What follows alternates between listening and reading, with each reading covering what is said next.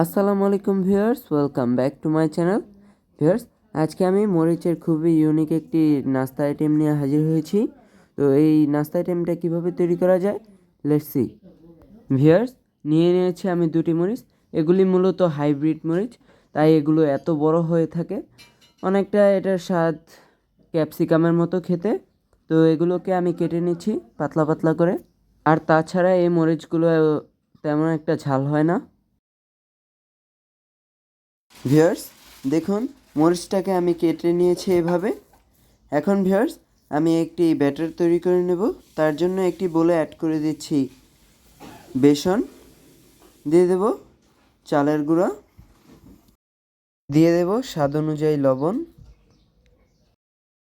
Viewers, add করে নেব হলুদ গুঁড়ো, মরিচ গুঁড়ো ও চাট মশলা। ভিউয়ার্স, এই শুকনো উপকরণগুলোকে ভালো করে মিশিয়ে দেন আমি এখানে অল্প অল্প করে পানি অ্যাড করে নেব অ্যান্ড স্মুথ একটি ব্যাটার তৈরি করে নেব। ভিউয়ার্স, আমি চুলায় একটি প্যান বসিয়ে তেল গরম করে নিয়েছি। এখন আমি এখানে সেই ব্যাটারের মধ্যে মরিচের টুকরোগুলো দিয়ে একে একে তেলে দিয়ে দেব।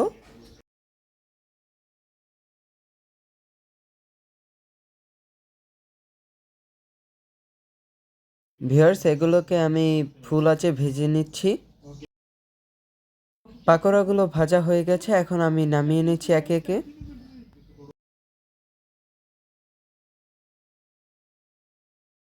এভাবেই আমি বাকি পাকোড়াগুলো ভেজে নেব। সো ভিউয়ার্স, তৈরি হয়ে গেল আমাদের এই মজাদার মরিচের পাকোড়ার রেসিপিটা। ভিউয়ার্স, মরিচটা যদি আপনাদের হাতের কাছে পাওয়া যায় অবশ্যই ট্রাই করবেন এটা।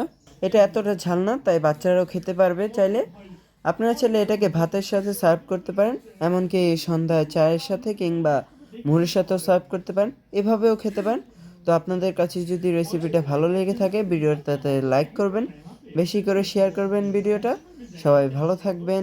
আল্লাহ হাফেজ।